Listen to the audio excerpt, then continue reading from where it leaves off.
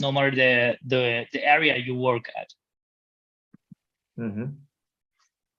All right. Yeah, sure. Happy to contribute to that as well. No matter the area you work at.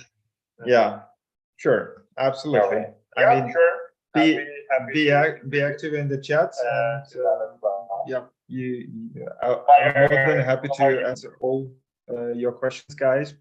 So just use the chance, and yeah, I would say just one small technical detail. Voila. Hey. All right, let's get it started. Hi, Chara. Welcome back. Glad to see you. Givy, nice to see you again. Hi. All right, so let's start. How are you doing? You're pretty cool. Thanks. Hope you do. Yeah, I'm fine. Thank you so much. Great. Great. Oh, I see Aditya here. So let's start. Hi, everyone. Welcome to today's webinar. We have how to solve McKinsey market sizing case today. I hope it's going to be very useful and interesting for all of you guys because we are excited. Hope you too. Today we have thanks Andrea. Yeah, I need a little bit of screen here. Yeah. Yeah. Today's agenda is going to be basically this case. We will have first quick introduction. Then we will have this market size case simulation. It will be very interesting. You're free to raise your hands. You're free to ask some questions. Yeah, we want to make it really interactive. So then we will have feedback from Andrea, and next steps and Q&A session at the end. I will be the one who will moderate this webinar and the one who will lead this Q&A session, I hope. So yeah, my name is Anton Belikov. I'm client manager at Consulting Masters and your moderator for today. If you have any questions, me or to chat, please feel free to use this chat below. You can write a direct messages for me, to me, or to anyone in this group. So yeah, feel free. All right. A little bit about Consulting Masters. We are already like 3 years in the market. We help a lot of mentees to get job offers in top consulting companies, such as like Lloyd, KPMG, Ernst & Young, but you know all of them. I'm not gonna stop here because you guys know what the market is if you came here. Actually, guys, I have a question to you. Yeah. Like 2 days ago, one of our mentees has received 2 offers, one from Deloitte and one from BCG in one of its German offices. So my question to you guys is, which company is he going to reject? Can you just write it into the comments?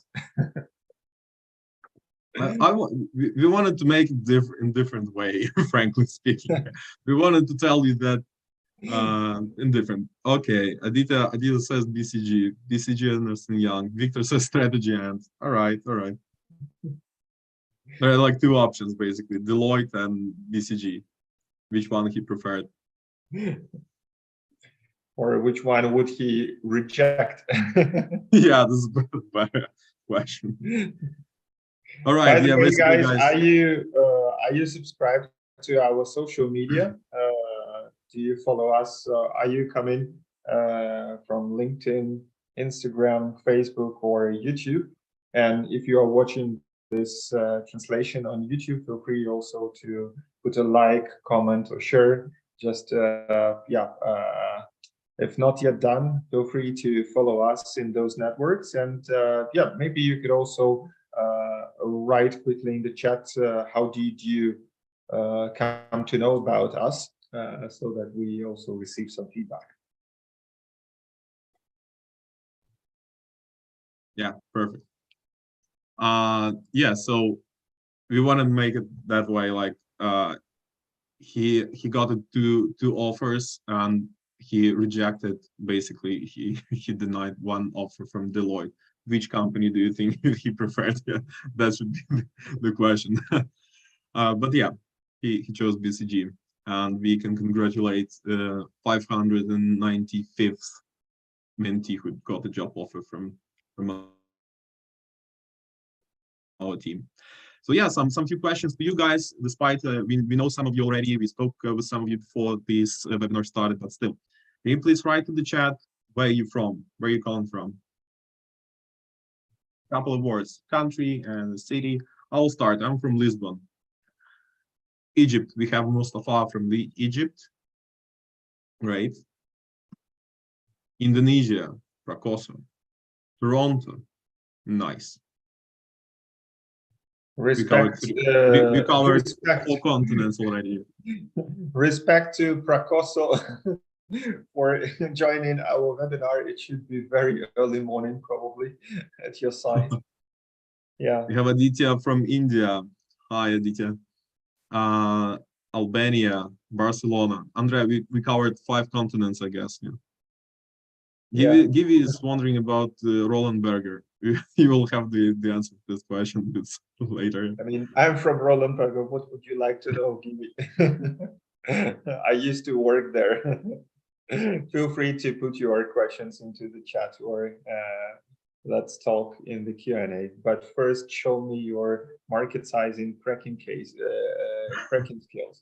All right. Before we talk. Yeah, Isabel Tomova is from Bulgaria and calling from Barcelona, Spain. Yeah. Okay. Okay, thank you. Yeah, we have Europe, we have America, we have Indonesia, we have Asia and Africa. Yeah, all continents, basically, major continents here. And why did you decide to attend this webinar, guys? In a few words, what was so exciting about this? How to solve McKinsey market size naming?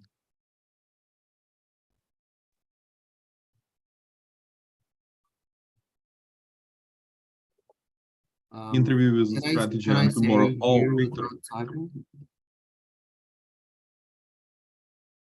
Givi, you really try to attend all our webinars, and thank you very much for this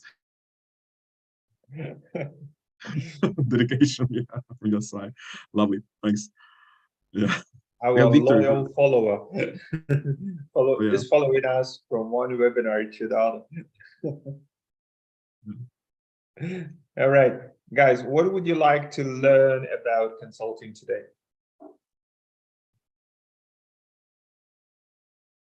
Maximilian is starting to prepare for the job interviews. Good. Do you have any specific questions which you would like to clarify today?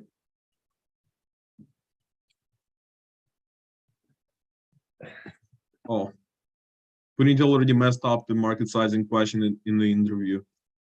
Yeah. You're right. Even to the best of us. Yeah. If you join our webinars like frequently, like give you, I think you will be more self-confident here. Can I answer your question by talking, not typing in the text? Yeah, sure. Yeah, go ahead. Yeah, currently I'm doing an MBA at University of Georgia at USA, and I'm concentrating in strategy and consulting, but I've been trying to get a job offer for so long, but I always get rejections, and I don't know what's like the problem. I have a good CV that was revised by the Career Center at the university, but like I don't know what's the problem. I never get past the CV phase. Feel free to send your CV to our team. Just send an email to customer.service@consulting-masters.com. Anton will talk about this option at the end of the call. So send us your CV and apply for a strategy call. Yeah, we'll review that and then have a discussion with you. Okay. Awesome. Thank you so much. All right. So, Anton, warm it up. Yeah, perfect. Let me say a few words about Andre. Yeah. For those who never met Andre before, I just want to tell you that he used to work in Roland Berger for he's been working there for like 6 years. Had more than 30 projects. One of this project was Olympic Games. Can you imagine? So it's like 30 projects for 30 years. Multiply Olympic Games by 30, and you will have a right impression of his experience. So during all this period, all this 6 years, he was part of the recruiting team, and he interviewed more than 115 candidates. So basically, you're having a coach who was from that side of the business. He was the one who was interviewing people, and this is his expertise in this field. So yeah, he used to work in Munich, Kiev, Dubai office, and I think Andrea, you traveled a lot, not only these 3 cities, right? Your job obligates you. Yeah, in fact, out of 3 years that I used to work out from Munich office of Roland Berger, I just had one single project in Germany. Everything else was completely abroad, from France to Russia, from I don't know, from Poland to Dubai, whatsoever. Yeah, was very interesting stuff. All right, guys, but now let's talk about you. So today I have a special gift for you. I am giving a free coaching session together with you. And I need a volunteer, or better, volunteers, to crack a real life McKinsey case together with me. The thing is that, last summer, this summer, one of our mentees who went to McKinsey told me what was his case in the very first interview round in one of the offices with McKinsey. And I want to present to you this case. So any volunteers, anyone who would like to crack the cases with me, could you please all guys turn on your cameras, turn on your microphones, and hands up, basically, for those who would like to participate and solve the case together with me. Let's do that together. So I see Puneet raise the hand. Yeah, anyone else?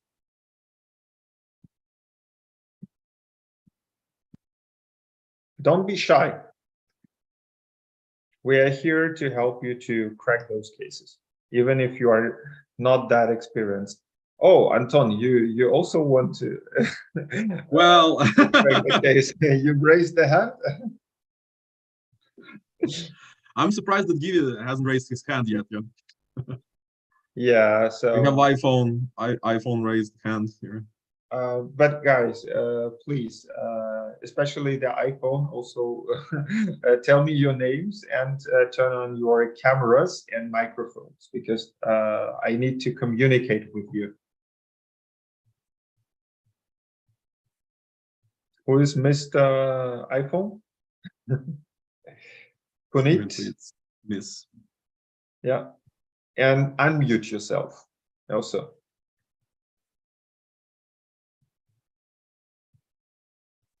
Yeah, hi Andre.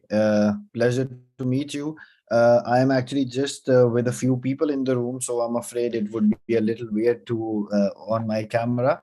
But yeah, I would be up for solving the case. Not extremely experienced, but I do have a little bit of experience, I'd say. So I would say, yeah, I'm like midway there. Yeah, guys, do you want to receive? Especially you, Puneet, who volunteered, and you, Mr. iPhone, who volunteered, do you want to receive the feedback afterwards? If yes, you need to have your cameras on. Otherwise, I cannot give you normal feedback. So doesn't matter what happens in the background. but if you could turn on your cameras, it will ease the communication and be more helpful for everyone.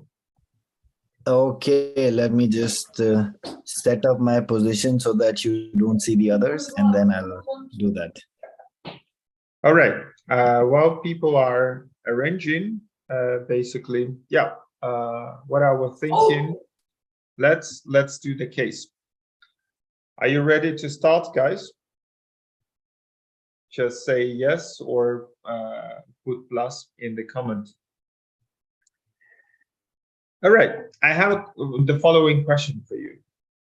How would you estimate Apple revenues from all iPhone sales in the Q4 2022 this year in a particular country? And since we have World Cup right now, I was thinking, why not to take Qatar? No one knows about this country anything that much before this session. So yeah, how would you go about this case? Let's take Qatar as an example. And now we have Q4, or basically fourth quarter, last quarter of the year. And can you please help me to guesstimate what is the Apple's revenues from all iPhones that they sell in starting from October, November, December this year, in the last quarter of this year? How would you estimate this? Punit, could you please maybe recap the case question? Yeah, so basically the problem at hand today is that we need to calculate the revenues coming from iPhone sales in Qatar in this quarter, so in the months where the FIFA World Cup is happening. And yeah, seems quite an interesting question, and a little bit of complexity there with the people coming inside as visitors, and what amount of these people would be willing to buy an iPhone in that duration when they are visiting as tourists. So yeah, seems quite interesting. Sounds good. But if I was a real interviewer, which clarifying questions would you ask me? Imagine that is just real. So I could be Tim Schmidt from McKinsey. I could be an engagement manager at I don't know, Doha office, let's say, of McKinsey. Okay, well, the first thing that I'd like to ask is the population of Qatar, for just seeing what would be the sales that people within Qatar would buy, and then we'd move on to the the other thing. So can I The know the population is population of about Qatar? 3 million people, residents. Okay. Great. So we know the population, and do we know the amount of visitors that are coming there during these months of World Qatar Cup? is expecting to have about 1.5 million visitors. Oh, well, 50% of the population, quite interesting. Okay, so then we have the visitors, and then we have the population. So for population, what I would deal all these two segments differently. So first, within Qatar, with the population, what I'd like to do it, I would segment them into affordability. So people who can afford an iPhone in Qatar. So I would say it would be after affordability, then people who really need the phone to buy a phone, then the replacement rate of iPhone, which I would assume to be about 5 years, and followed by the price of an iPhone. So I think that's how I can deal with the population of Qatar which are living there. And for the other segment, which is the tourists coming there, so 1.5 million are tourists coming there. Out of these people, how many people would be willing to buy the phone, because I would assume these tourists would already be able to afford them because they are already coming to another country to watch the World Cup. So, and out of this, I would say probably people who have lost their phone in the World Cup also might be included there. And then, yeah, just factoring in the price and calculating it for these tourists as well. And then I would add both. Okay. All right. Thank you, Puneet. Very interesting and very good structure. Miss iPhone, just turn on your camera and briefly introduce yourself and what is Okay. your way of thinking? What are your clarifying questions? Okay. Hello, do you hear me? Yes. What's your name? My name is Nayada. Sorry because I have seen the email in last moment. Immediately I was in the meeting, so my name is not there, but my name is Nayada, and recently I have seen you and attended in LinkedIn, and I had a short discussion with your colleague. So recently I'm interested about your workshops and are very interesting. Related to your question, I would say that important is the population. You said around 3 million, but I will make a segmentation beginning to the ages that are allowed, let's say, to use iPhone, that may be beginning from 9-10 years. So, okay, including either children that it's not good, but it's happening. So as part of the business, we have to include Yada, let's not talk too much. What yes. clarifying questions And do you have? the most important, let's say, question I would do to you is what is the GDP of this country, and what part of the GDP are imports related to technology? Because I think Apple or iPhones will be part of imports in that country. I'm not sure if they have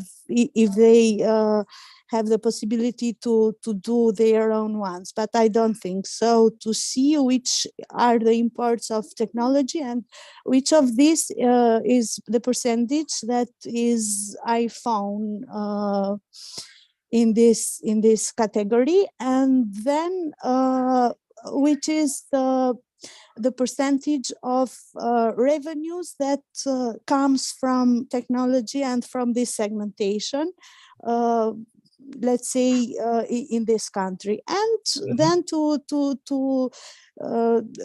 calculate recently, especially this month, the ins and outs of the tourists that, let's say, are plus in this kind of calculation. That is a percentage that then is easily to understand, because it's not the same as every month or every year. In All right, so opinion. Qatar, to answer your first question, basically GDP of Qatar, it is the country with one of the highest GDP per capita.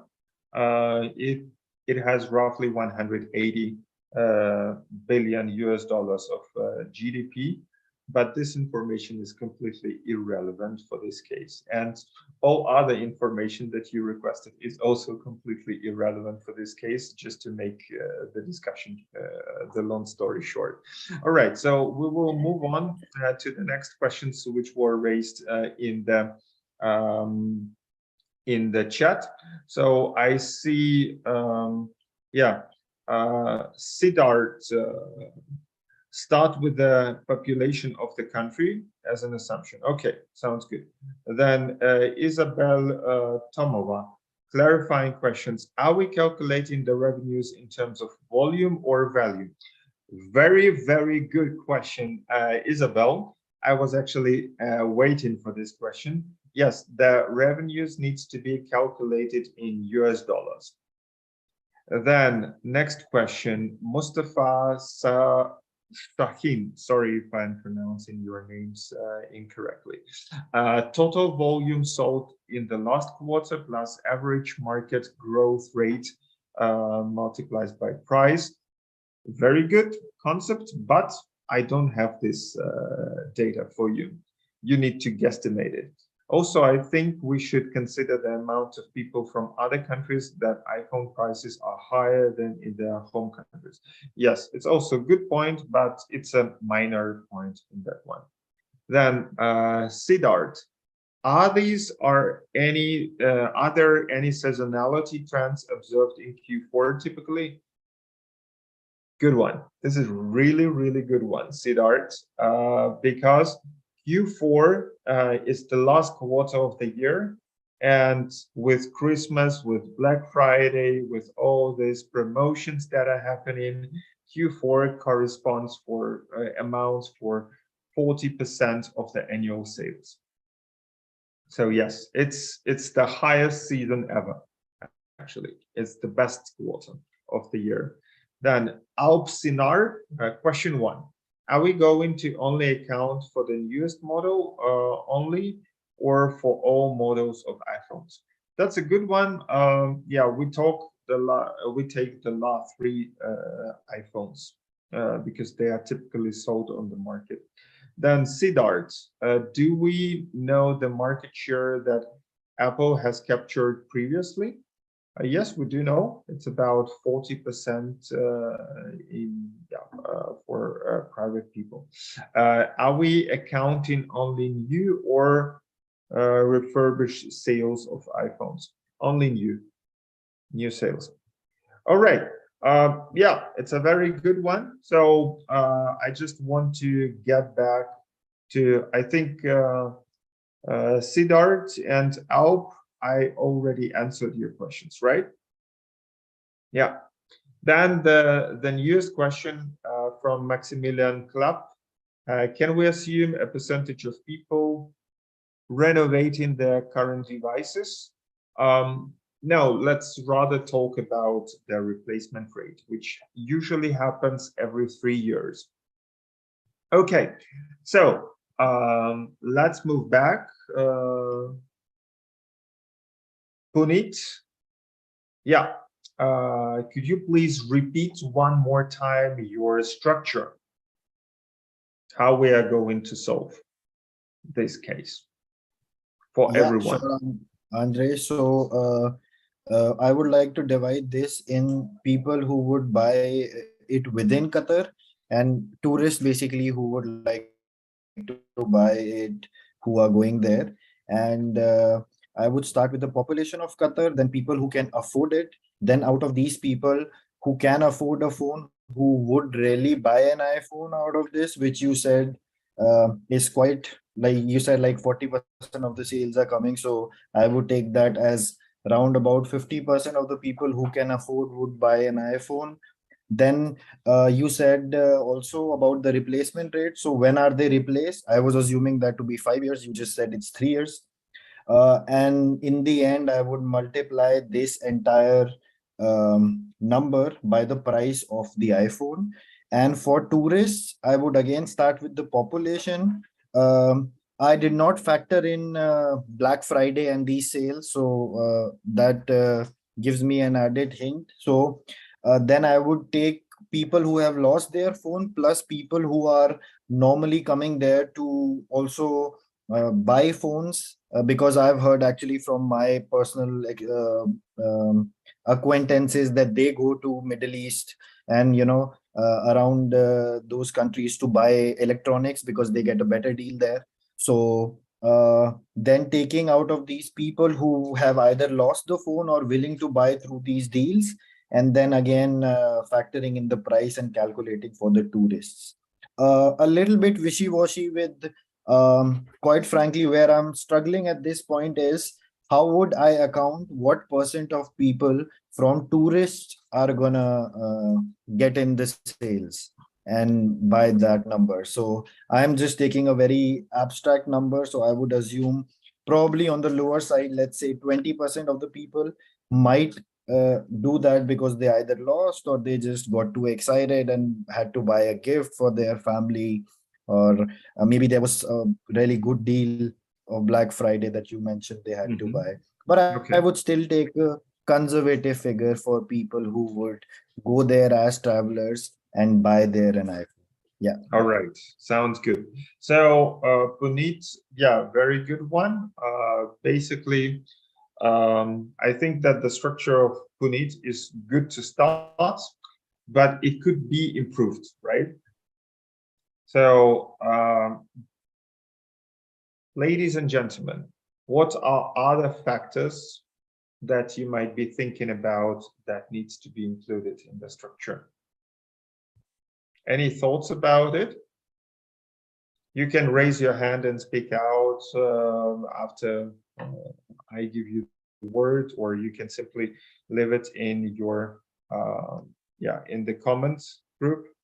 Yeah, so Gibby is writing, because of the World Cup, should we assume higher percentage of the sales rather than just of the last quarter, Black Friday and Christmas? Given this information is already given that it's 40% of the year of the annual sales. Casey, age groups are less relevant. In these terms, income levels are more relevant. Isabel Tomola. Isabel, another great idea.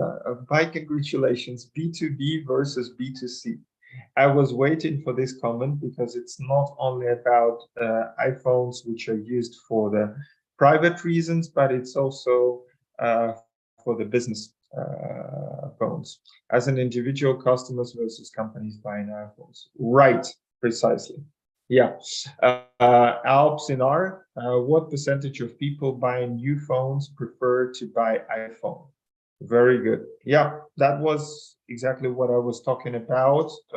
That's Apple has 40% market share, basically, in the B2C market, and 50% of the market share in the B2B market. So 50% for individuals and 40% for individuals and 50% for businesses. Average price of an iPhone, right? That's also very good. To make it easier for you, instead of you calculating 3 different models with 3 different prices, we can actually just assume that the average iPhone price across all models, or better to say average weighted price, is about $900 US. All right, I was actually expecting that question from Isabel, and I'm happy that she gave it to you. So now it's pretty straightforward. I would just want to show you how an exemplary solution looks like for that case. Okay, so it's very important to clarify it into 2 types. Basically, what's happening on the demand side of the business and what's happening on the supply side of the business. So as if we are talking about the demand side, we're talking about B2C users and B2B users. So B2C are end consumers, are private persons, and B2B are businesses. So as for B2C users, as Puneet also rightly mentioned, it all starts with assessment of affordability and accessibility of the iPhones. And it's a function where you derive the number of people who are using the smartphones. It could be, for example, derived either from the general population or from the number of households, or in that case, number of visitors, especially number of tourists as a special effect. And Puneet, I really like that you included number of visitors. already here. Actually, you can even make it as a separate bucket, because 1.5 million visitors is a very substantial amount. So you can, in fact, put B2C users, tourists, and or like residents, tourists, and business users to make it even more precise, so to say. Yeah. Plus, you can also do the customer segmentation per income, like low, medium, high income, because obviously iPhones is something which is affordable only for medium and high income. But luckily, Qatar is one of the richest countries in the world, based on the GDP per capita. So they have like 90% of the population in the middle and rich class, so to say. Then the next factor is number of smartphones per person, then the share of Apple iPhones, etc., and all the other components. Then as for B2B users, I would suggest, let's make it a little bit easier. Let's simply make it as a function of B2C users. So number of business smartphones per person. Let's say, I don't know, average grown up in the age between 20 and 50, let's say, or 25 to 50, has one smartphone for private reasons and 0.5 smartphone for business reasons. Like every second grown up has basically a smartphone for business reasons. And out of this 0.5, another 0.5, another 50% are iPhones, so to say. That will make it easier of share of Apple iPhones for the business segment. Ladies and gentlemen, are you following me? Just put okay, say yes if you are there with me. Yeah, okay, I see. Andre, could you repeat for the B2B? I'm a little bit, I think maybe I properly didn't understand for the B2B segment how you would structure it. I would simply relate B2B to the B2C. I would say that people on the one hand have private smartphones, and on the other hand, they might be having also business smartphones. And in order to understand how many of business smartphones they have, we could simply do an assumption and align it with an interviewer that would it be reasonable to assume that typical or average person has one cell phone for private reasons, and every second person has also a business smartphone, because not everyone is having a smartphone for business reasons, but every second person might be having. And this every second person share of Apple iPhones, as I mentioned before, is 50% in the B2B segment. So it's like 0.5 multiplied 0.5 gives you 0.25 actually. All right, and then that's what on the demand side. Yeah, now I can see in the chat that people can follow me. Very good. Mohammed, Rashan, Yasmin, Divi, Evelyn, Miss iPhone. We're doing the case about you. All right, good. And then the next concept is the replacements. The supply side. It's where we're talking about the replacement rate, the market growth rate, the share of the Q4 in the annual sales.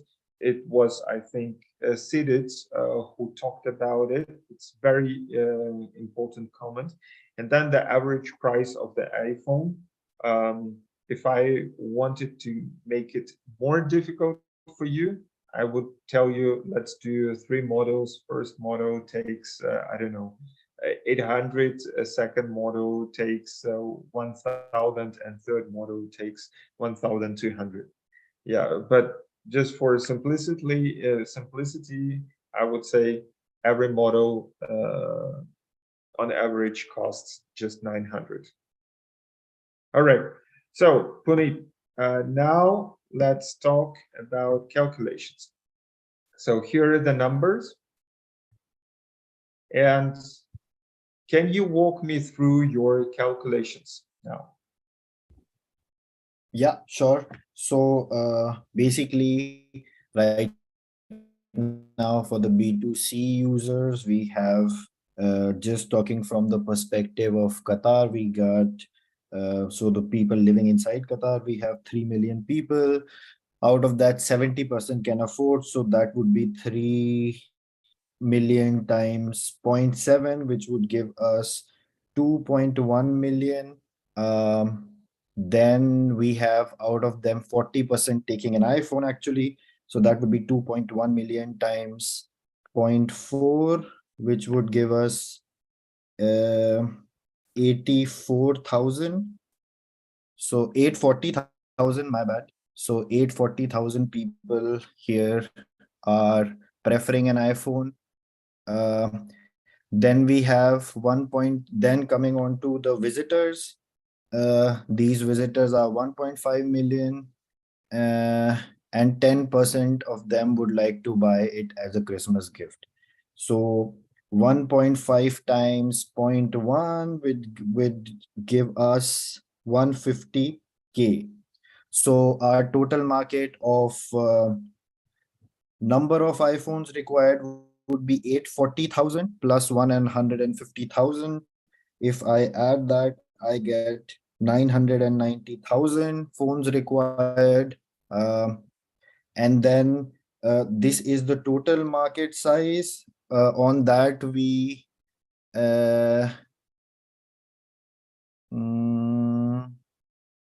okay, I see. So if I now include B2B in that, we assume that B2B would have 0.5 phones for every one phone a B2C person has. So then basically for B2B, I divide 990,000 by 2, and that gives me 4. Guys, please also write in the comments what are your webinar, what are your, how do you call it? What are your results? I just want to see who comes first to the calculation. Yeah, so for B2B, I have 990,000 by 2, which gives me 495,000. So I add 990 with 495, which gives me 18, 10, 1085,000, or basically. By the way, while Puneet is calculating, there was a question from Jesse. Will the recording be shared post-webinar? You can, guys, just subscribe to our YouTube channel, and there you will see all the webinars that has been recorded, plus way more additional information. So just use the link or find us through Consulting Masters on YouTube as a channel. Subscribe, hit the button to get notifications for all future events, and stay updated.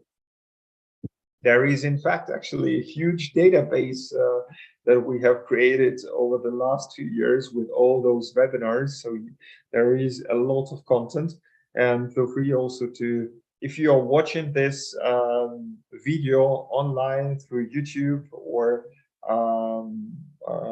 other channel, don't forget to put a like, hit the notification button, or leave your comment if you have any questions. We will be happy to answer that. Okay, so Puneet, back to business. So basically for people inside Qatar, we calculated there are 990,000 iPhones sold every year.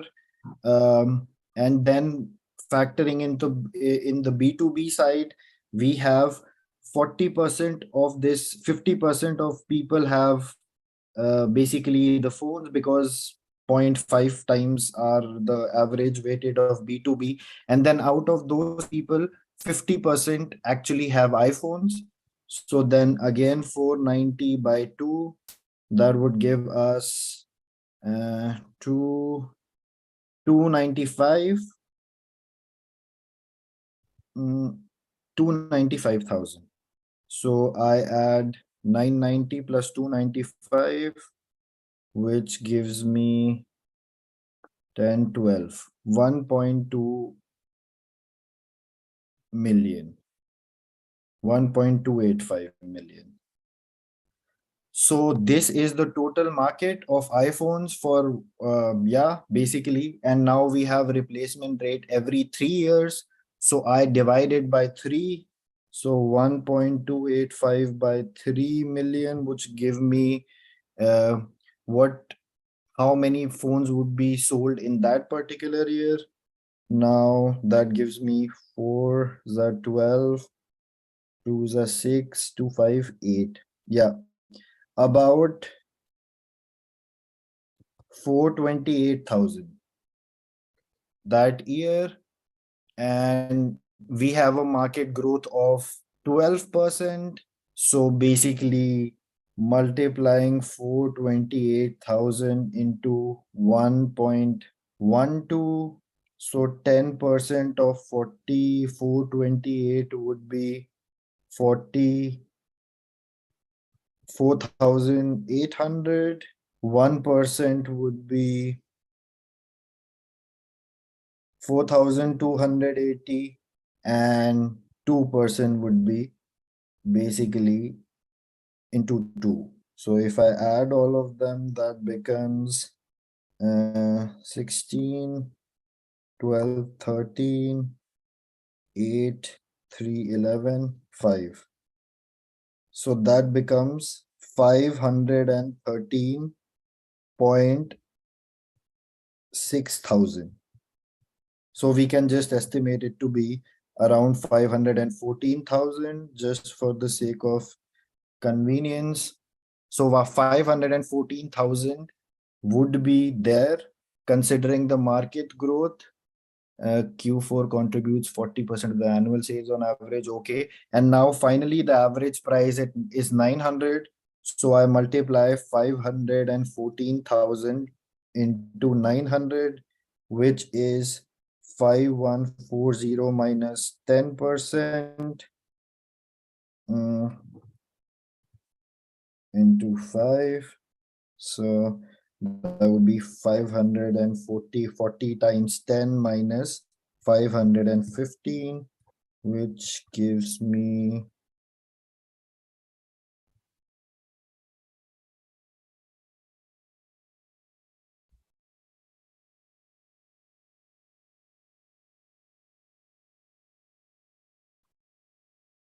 We didn't hear you, Andre. Yeah, thanks, Anton. Which numbers or which figures are you coming with? Please write down in the chat also your answers.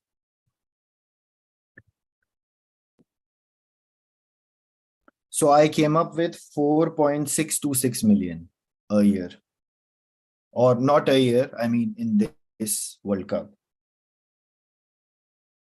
In the quarter, you mean? Yes, in Q4, I mean, right. Mm-hmm. Any other options?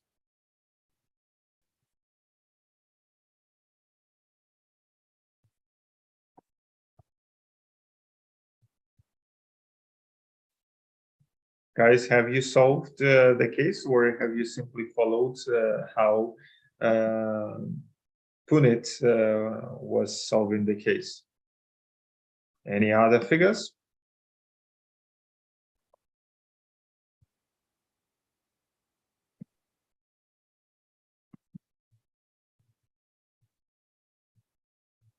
Okay, Casey got 100 66.5 thousand US dollars. Okay. Any other variants? 53.46. Yeah. Okay.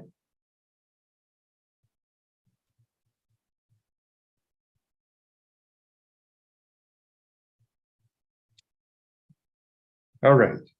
Good. So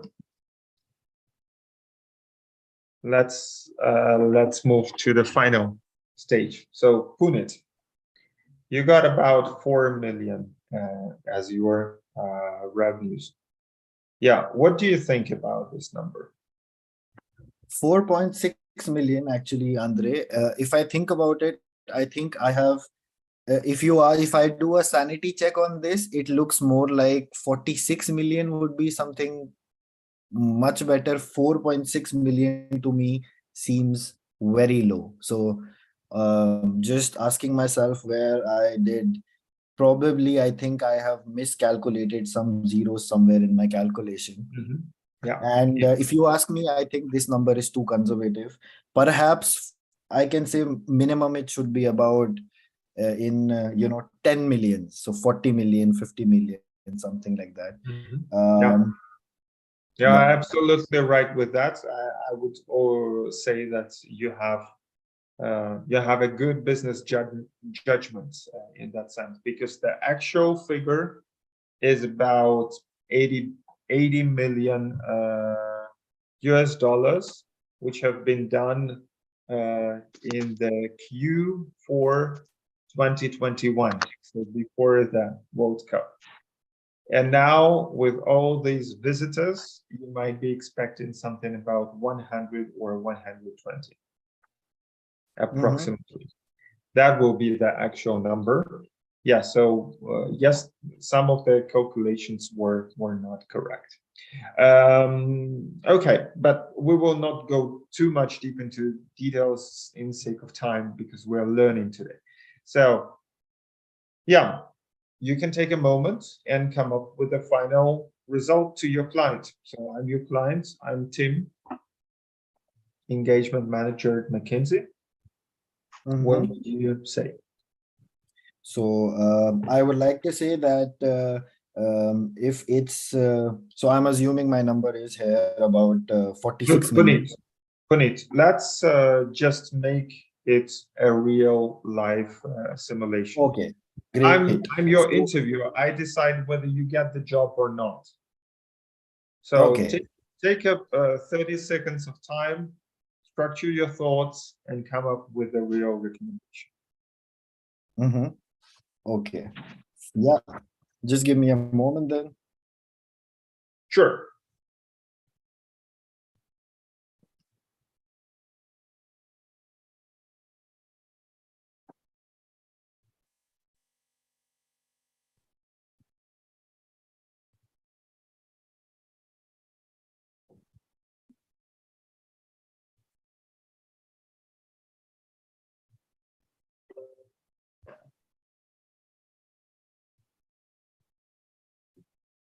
Guys, if you also want to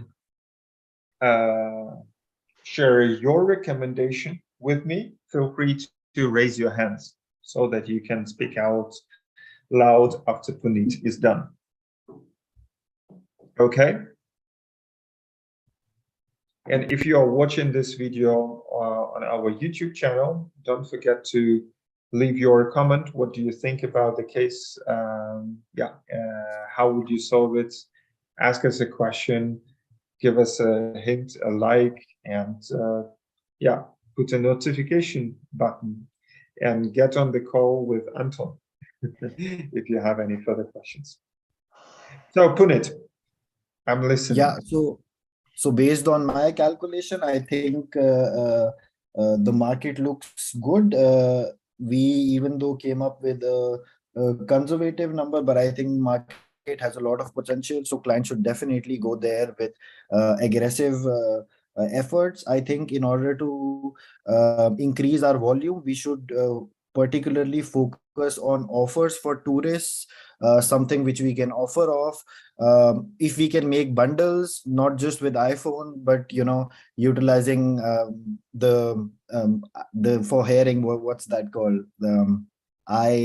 What you are using, Andre? Airdrops. Airdrops, yeah. So basically bundling airdrops with iPhone and seeing if we can increase sales on that, the average ticket price for bundling products. Then some Black Friday deals, like if you buy within 1 day or 2 day of the deal, you get 10% or 20% off. Then I think it also makes sense to make partnerships with the big network providers there, so that people who are going there don't have to pay upfront, but can sort of pay, let's say, in a year or something like that, where they can take this as a subscription of 12 installments. So I think that would really improve the sales. I think these two things should be done to further enhance our volume sold. All right, good. Thank you very much. Ladies and gentlemen, anyone would like to try and speak out their recommendation to the interviewer? Just raise your hand.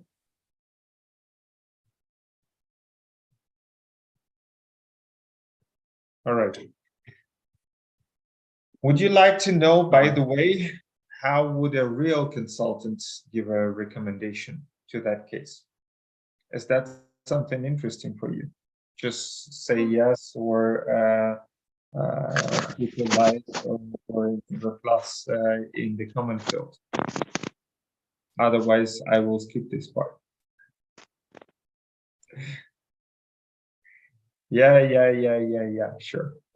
All right, guys, if I were in your shoes, I would take the 30 seconds. First of all, I would tell the interviewer, if you, Puneet, is my interviewer, I would say, Puneet, thanks for your question. Can I maybe have a moment of time to structure my thoughts?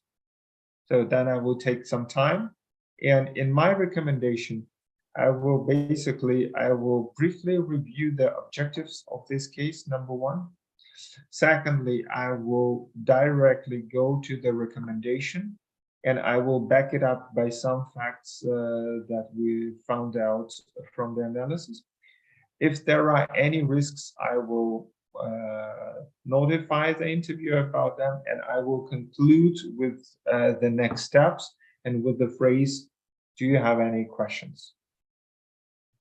So that could be in the reality something like, oh, Puneet, so thank you very much for this very interesting case. So our objective was to find out what is the market size of the Apple iPhone sales in the Q4 2022. And we came to the result about 18 million US dollars for the last year. Which I think that for this Q4, given the fact that World Championship will be happening and 1.5 million tourists are expected, we will expect to have at least 100 to maybe even 120 million US dollars of revenues in Q4 this year. What I would also recommend to do is to introduce A, B, and C, something like bundling and whatsoever. There are some potential risks associated with the reputation of Apple as one of the sponsors of Qatar Championship, because it has also some negative connotation worldwide, especially in Europe and North America, which are our key markets. So we need to be accurate and mitigate those risks. And what I would potentially do as next steps is 1, 2, and 3, you name it specifically. And then at the end of the recommendation, I tell you, do you have any questions, Puneet? And I stay calm as a candidate. That's how I, as a consultant, would do the recommendation. All right. Thanks a lot. I think makes a lot of sense. Yeah. How did you like it? How does it make sense?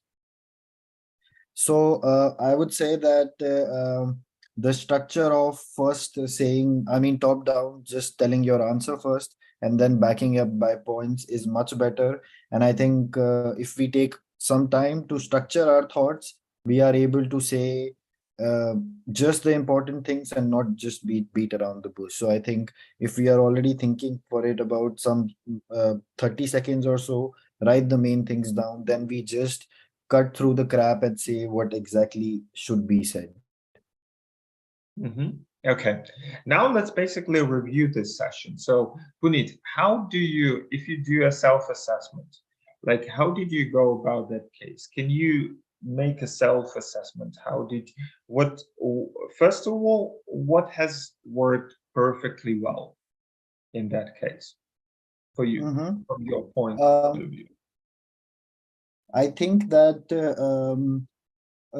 for B2C, which is basically within Qatar people, I could really see how that works because it's more tangible of how normal market works. I was a little bit unsure as to how should I factor in the tourist and what percentage of that would be coming in. But I already knew that it would be a conservative percentage. Tourists are not very big part of the market. But I knew that I need to take them as two different things, one target in Qatar, one outside. So I think in Qatar I was quite clear how to go about it. In the tourist I was little bit like wishy-washy. Okay, I think it might work but not really sure if I can back that up with a good reason. So I just said a conservative number because I think less, but I don't think if that's good enough to give to reason. Then I did not think about B2B actually. I think that maybe what I could have done was just instead of thinking B2B, I think I would have just done, okay, average person, considering there are also some people having work phones, let's take it 1.5 and just factor it within the same market as only. So that's how I think. Mm, so I think the structure was fine. I think while calculating, and I think I do this mistake quite often, I always, lose out some zeros or sometimes add extra zeros. I think that's something that I go with. So I think that happened here as well. Um, in terms of recommendation, I was a little bit uncertain how to give it, and I think you gave that to me quite well. And also, what was going through inside me is when you're really put in that table where you need to do that first reason and then side by side talk what you're calculating. A lot of times you get very anxious about it. It's very something. I'm not sure if it's just uh, my personal thing happening inside me or if that's just normal with everyone, but I was certainly feeling the little bit of putting or in the limelight. So I think that's something which I was going through. um in the end, I think the number of course was wrong, and I did understand that because it seemed too low to me. For recommendation, I would say I did very average job. I just gave 3 points which I thought would increase the volume, but I very, like, after giving my first point, I said that I'm saying these points as to increase the volume of sales. So I think it should have been in the starting before I started saying all this. And also something which I was wondering in my head was, it was a market sizing to size the market of phones. And then I was thinking, what recommendation should I give for the size of the market? That's the size of the market. So that's one thing which I was facing. So I just stuck with, how can I increase the volume? That's only something that came to my mind. Yeah, so I think that's what my reflection on the case is. I think with numbers plus business logic, when both of that are combined, it really makes you think about whether I'm doing wrong, should I calculate it again, and things like that. Yeah, so I think that's like my takeaway. Yeah, curious to take your feedback. Okay, all right. So basically, guys, would you like to know what are the feedback criteria. How do interviewers assess the candidates? Like, which set of parameters I, as an interviewer at RB or at McKinsey in this case, or at any other leading consulting firm, strategy and BCG whatsoever, would use, to basically to assess the performance of Puneet, or to make him or her comparable to any other candidate. Okay, yeah, I see yes from Casey, and Puneet is also probably wondering to get some feedback. So yeah, it's a standard grid actually, and this is just a small exhibit. It's not, there is even more to that. I mean, I can talk about it in a separate webinar or in a private session with you, or you can find out more about it if you purchase one of our video courses where I give the detailed explanation. But like, every candidate is being assessed by certain criteria. In that specific case, it will be assessing analytical skills of the candidate, critical thinking and problem solving, creative thinking and diversity of thought, and ability to learn in the case. Every component has also subset of criteria. I will not go too much deep into that detail through that.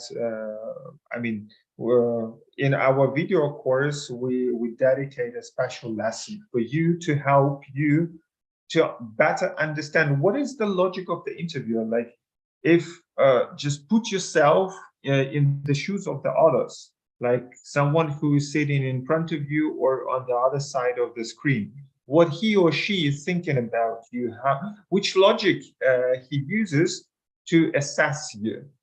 And if once you understand it, it will really help you to perform way better in the interview, because it will make this difference whether you get the rejection or whether you get a chance for the next interview or even the job offer. It's really one of the critical aspects for you, just to understand what is happening in the head of the others. And using these aspects, I would just briefly say that, Puneet, yeah, I do respect, and I think it was a solid performance, especially if you are just the beginner and in front of the public for the webinar, and we haven't spoken before, we haven't met, we haven't practiced. But if it was a real McKinsey interview, yeah, sorry, but 10 other people or 9 other candidates with whom I, as an interviewer, would have spoken at that time, they would probably have shown the better performance. So therefore, you would go home with a rejection. If you want to improve, get in touch with Anton and we can see what we can do together with you. But you are already on the good track, and I want to really encourage you to carry on. There is a lot to do to really just imagine, like, out of 200,000 people that applied for McKinsey every year, only 2,000 roughly, or just 1%, get an offer. So it's really tough to become that top 1%. And the mission of our company and of our coaching is actually to help you to become, to help you and to help all others to become this top 1%. So therefore, we teach a lot, and I simply want to pass the word to Anton to tell more about the coaching side. Yes, guys. So as you may understand, this whole coaching process is not only about case solving part. We also help you to understand all the stages of this process and be like on the highest level of your performance and your self preparation, starting with application strategy, polishing your CV, your cover letters, so all your documents will be polished. We will also put our attention on your networking, how to approach people, what to do, how to find the right people to get in touch with.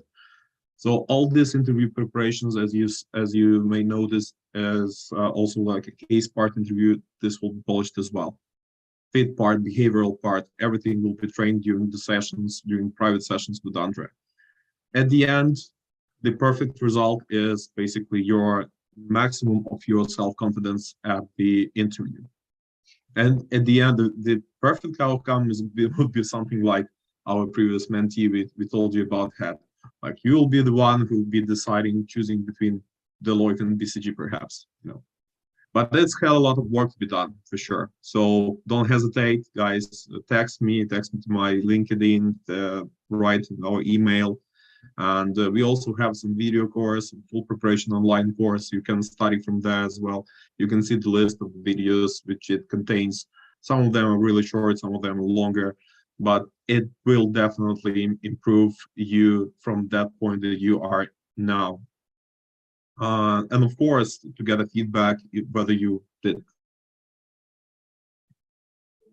wrong with your self-preparation, it's better to get into private sessions with Andre to have a great feedback, right?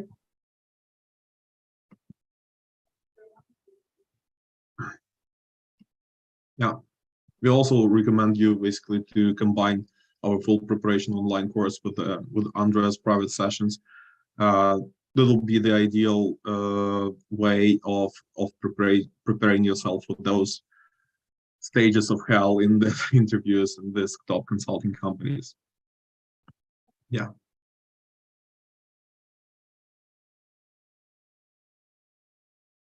And also, yeah, please, guys, don't forget to send your CVs to customer.service@consulting-masters.com.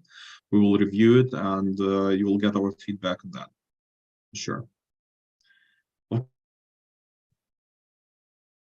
And don't hesitate to subscribe and to get sessions with Andre.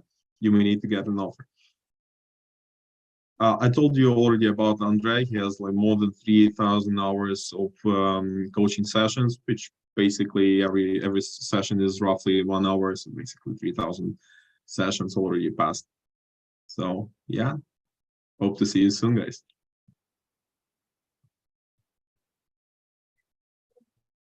Yeah, don't forget to subscribe. We have YouTube channel, we have LinkedIn, we just recently launched our TikTok. Could be quite interesting. Yeah, don't hesitate to join. All right, click on the subscribe guys, button. We are also going to have the next webinar. You have a chance, you can actually help us to determine which topic you would be interested in. And just follow us on the social media. And tomorrow we will have the poll on LinkedIn, Instagram, or TikTok, or other things where you can basically determine whether you would like to go deeper into application process, networking, interview preparation, the life and work in consulting, or any other specific topics. So feel free to vote over there. And you can now also register through our website, consulting-masters.com, to the next webinar, which will be next week, again in the evening. And now I'm also more than happy to answer all of your questions if you have any. So either put here in the chat them, or you can raise your hands and we can even speak out loud. So yeah, let's do the wrap up over here. And I would be also very interested to get your insights. What have you learned through the session today? I tried to do more in the coaching style today, as much as I could with this broad audience. So yeah, do you have any questions? I think Givi wanted to ask us a question at the end of the session. Is Givi still here and willing to do so? While Givi is still deciding, we have a question from Aditya. Yeah. Hi, Andre. Hi, Anton. Thank you so much for the session. Hi, Yeah, Aditya. Could you please maybe just turn on your camera and briefly introduce yourself? actually, I'm having trouble with my this laptop for some time. I have to fix it.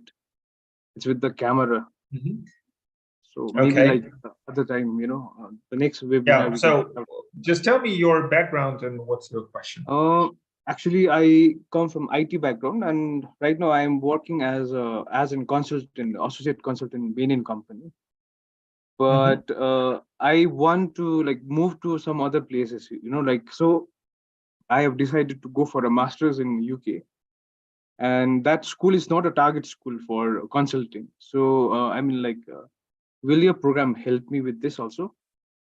I'm doing a master's from a non-target school. Which one?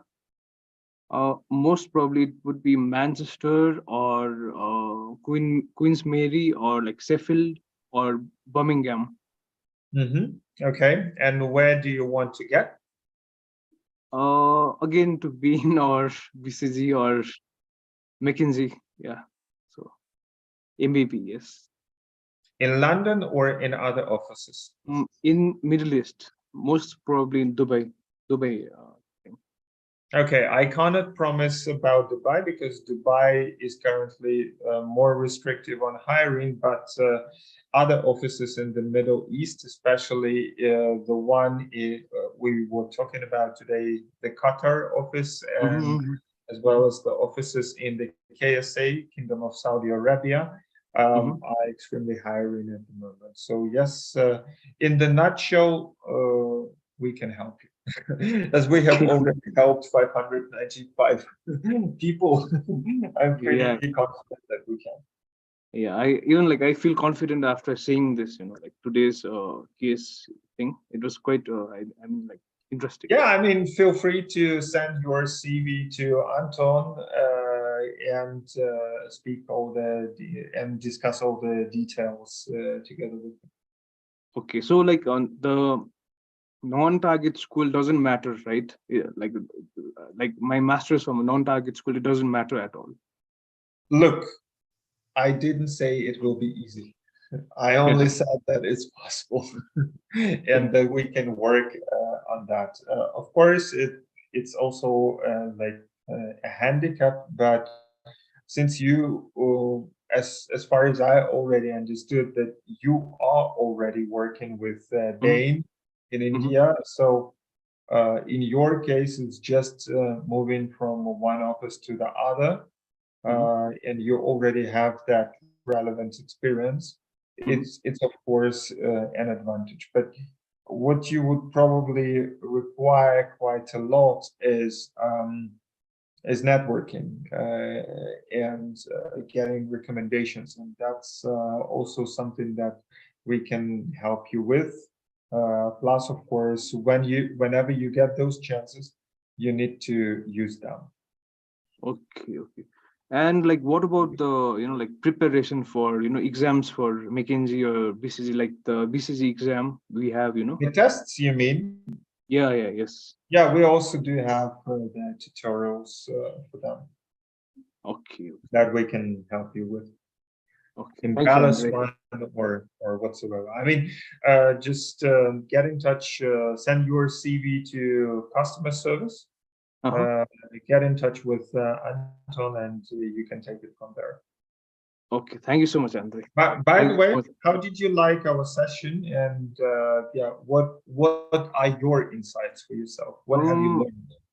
Well, like I have done like around like most of 20 to 25 cases before getting into being in company, and your technique was very like it was not something like very congested. It was very simple and elegant to follow. I could really visualize like what we are doing.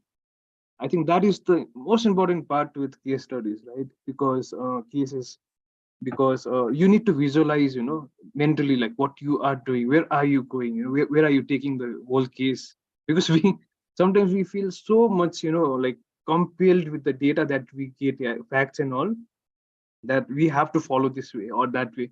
There is that like we have no direction in our mind, but today I saw like we have a direction. So if Andre is there, we have direction. So All right. Yeah, thanks, Aditya. Pleasure meeting you. And yeah, hope we can start working together very soon.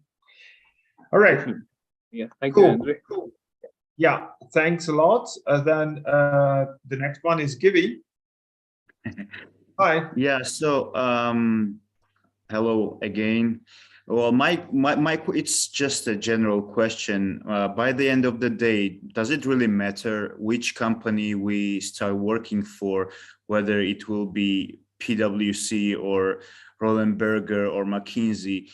So just wanted to know what's the environment and what's the methodology or what's the culture. So it's culture really similar with these companies or not? Because actually I have a PwC background for 8 years. I was working in the Netherlands, but my direction was audit and assurance and not consulting.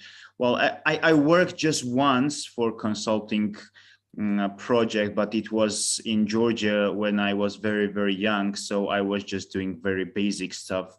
So actually I didn't have to solve the cases. So that's why I was thinking how important is whether we work for McKinsey or we work for Roland Berger. So do we have to just worry about that much, or because I don't really want to go back to PwC.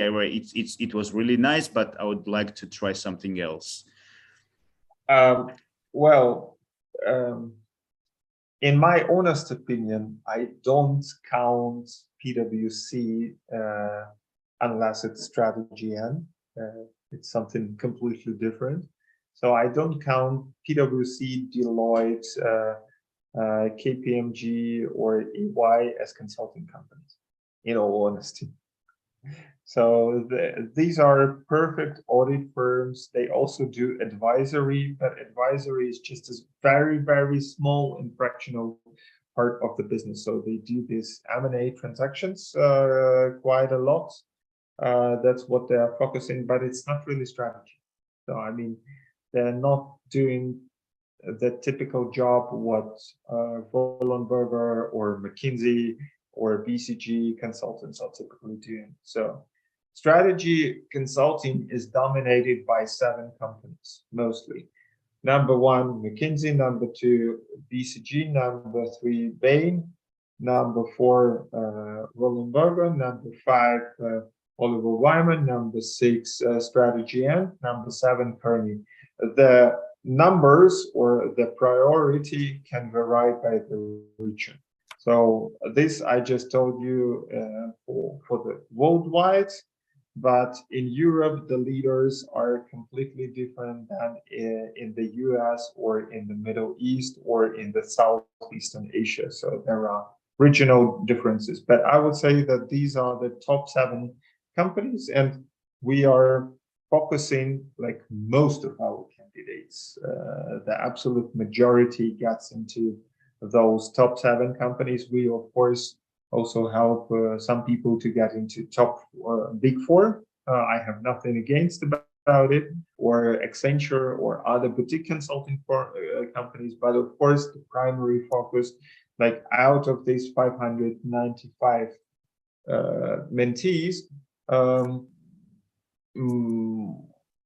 216 or something like this landed an offer with MBB, which is McKinsey, BCG, and Bain, and the rest most probably with the other top 4 firms. So to say, Okay.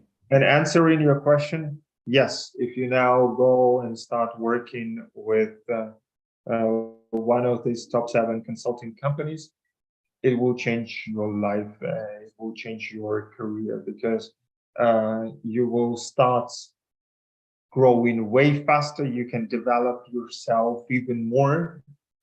You could get exposed to better projects, like something which you could have never imagined about it. Like imagine I was 21 years old intern when I got a chance in my second project to work with ministries and governments to help the country to host its Winter Olympic Games.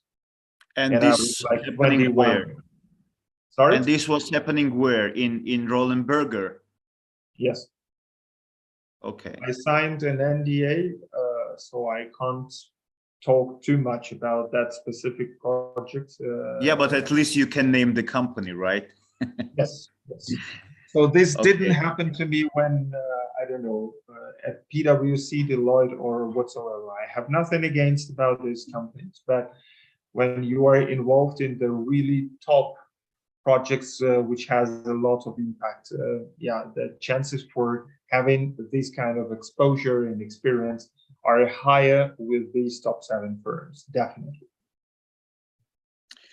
Okay. Thank you so much. All right. I hope that I was able to help. Yeah. Yeah, it helped. feel free to not only watch our webinars, or if you do so, if you guys do so, put a like or leave a comment or share our webinars with your friends who are interested in consulting. Yeah, or otherwise just get in touch with our service team. All right, Anton, any other questions or comments? By the way, Giri, while Anton is looking for a question, what are your takeaways? How did you like the webinar, and what have you learned?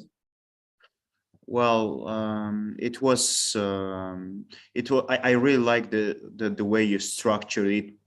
To be honest, I would never structure like you did between the demand and supply, and I liked it a lot. It was really takeaway for me.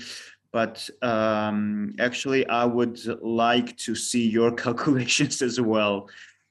So because there are so many details, and when you're watching, when you're thinking of it, some might be really confusing. So you always want to see what's the brilliant way of solving.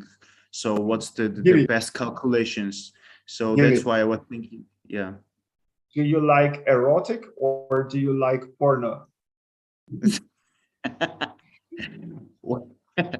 Well, it depends. It depends who are the actors. I know that YouTube might be banning me for this, but you know, in porno you see everything, like it's all full screen, and in erotic, yeah, there is some sort of a mystery about it. That's well, why my wife is sitting next to me, so she's my wife is sitting also behind me. All right. So if you want basically to really dig deeper into that, yeah, speak with Anton about the next steps.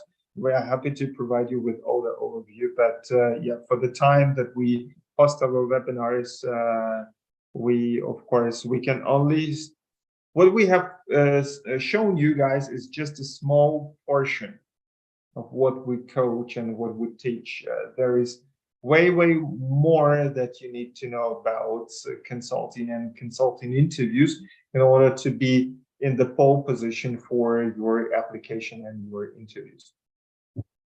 All right, Anton. Okay, thank you. Yeah, Andrea, we actually have some questions from audience here. Gassen asks, does starting to work with one of the big 4 has a negative influence when we want to switch to one of the best 7 consulting firms? Gassen, thanks for your question. No, it's not negative. I mean, you can start your career with the big 4 and then switch to the top 7 firms. It's actually what most people do, in fact, but I can also say that you can also start working with the top 7 companies straight after your graduation if you are aiming for a consultant. So there is no need for you to wait for so many years to switch. So if I were you, I would go and pull all the forces to get into the leading position straight away. Yeah, thank you for the answer. I asked because I'm an I'm doing a master in informatics, and I don't feel very confident when it comes to, for example, when I saw the case, there is some basics about finance, there is some basic about maybe strategy that I don't have from my studies. And do you think that like in 2 months, 3 months, I can get all what I need to be able to immediately start with like working in strategy? That's why I asked actually. Your background is less relevant than your ambitions, because the skills you will be developing. I can actually just to cut the long story short, this summer, one of our candidates managed to get an offer from one of the most competitive companies in the most competitive office worldwide, and she was an opera singer before. Okay. And how long do you estimate that would take me to prepare? Like if I start It's today? always individually. There are people who are quick learners. There are people who take longer. I mean, we can tell you about. I can tell you this with confidence. Maybe after 2 or 3 sessions, how long it will take in your case, because then I see the dynamics. How what is your base level when you come for the first session? How do you progress through the second and third session? And then I can, yeah, more or less predict or tell with confidence how long shall it take in your specific case, because your time will be different than the time of Giving or any other participants here. Mm-hmm. Okay. And maybe one last question: does the grades really matter in the application? Because first of all, we want to get an interview and not to be rejected like from the beginning with an automatic filter or something. Yes, the grades do really matter, but there are also some tricks how you can go along the system, so to say. Yeah, I mean, for these tricks, you can purchase the course about our networking skills, or also talk to our experts. Yeah, there are methodologies how to go about it. So it's all manageable. Mm-hmm. But you need to believe in yourself, and you need to have a gut will and not to go that way. Okay, and does all your services like have fees, or I assume that, but I asked the question. Yeah, sure. I mean, for details, feel free to speak to our team. Okay, thank you a lot. All right, good. Thank you, Gaston. By the way, how did you like our webinar? What are your personal takeaways? Actually, my personal takeaways are that are like the first time that I'm assisting a live interview, so it's really nice to see how the candidate reacts, and yeah, I like the feedback also of you to the answer of the candidate. So yeah, I don't have any feedback. It's just thank you for the session. All right, sounds good. Cool. Then thanks a lot. Do we have any questions? Anything else, Anton? No, just people just very showing their appreciation for this webinar. Okay. Yeah. Then thank you very